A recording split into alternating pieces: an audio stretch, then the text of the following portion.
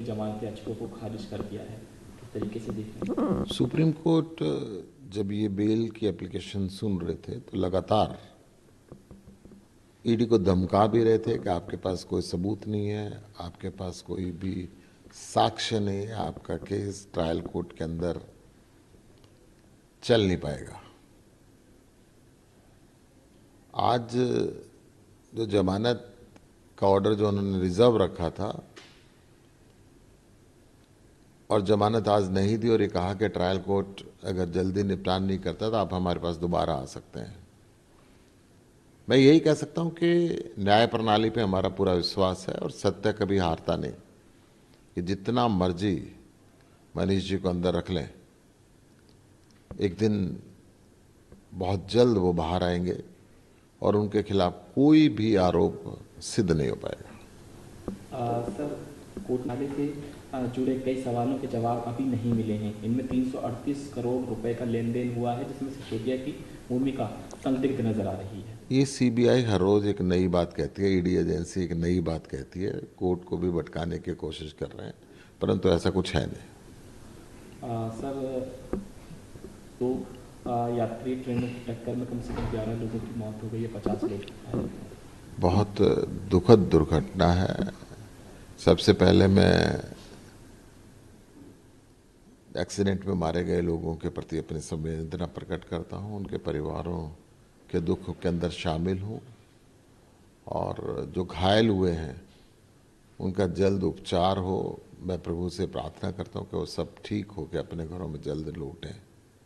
ऐसी दुर्घटनाएं दुखदायक हैं। जल्द ही ये दूसरी दुर्घटना देखने को मिली है बहुत कम समय के अंदर।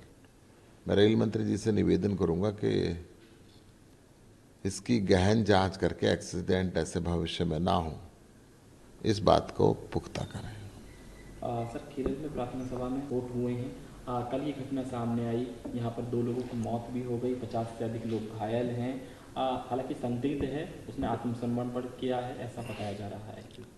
देखिए, मैं कहूँ कि जो धर्म और जाति के नाम पे राजनीति करते हैं या जो आतंकवाद में लिप्त हैं, ये देश और दुनिया के लिए बहुत घातक है।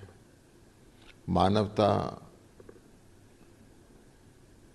को इस तरीके से कुचलना, चाहे वो किसी भी जाति से संबंधित हो, किसी भी धर्म से संबंधित हो, परंतु इंसान है, इंसान को मार देना, उसको घायल कर देना, ये कायरता का परिचय है। कोई भी इसके अंदर लगा हो, मैं उसकी निंदा करता हूँ। सर, केरल में हुए धमाके पर शेखर का बयान आया। उन्होंने कहा, ईसाई समुदाय को निशाना बनाकर किए गए इस विस्फोट के बारे में सुनकर मुझे बहुत दुख हुआ। ये बहुत निराशाजनक है। मैं इसके लिए केरल सरकार को जिम्मेदार मानता हूँ, क्योंकि सिर्फ कल उन्होंने आतंकी संगठन हमास के प्रमुख को बोलने की अनुमति दी। केरल सरकार ने कार्यक्रम को होने दिया और 24 घंटे के बाद हम परिणाम देख रहे हैं कि मुख्यमंत्री दिल्ली में हैं और वहाँ पर धमाके हो रहे हैं। देखिए, मैं तो एक बात कह सकता हूँ,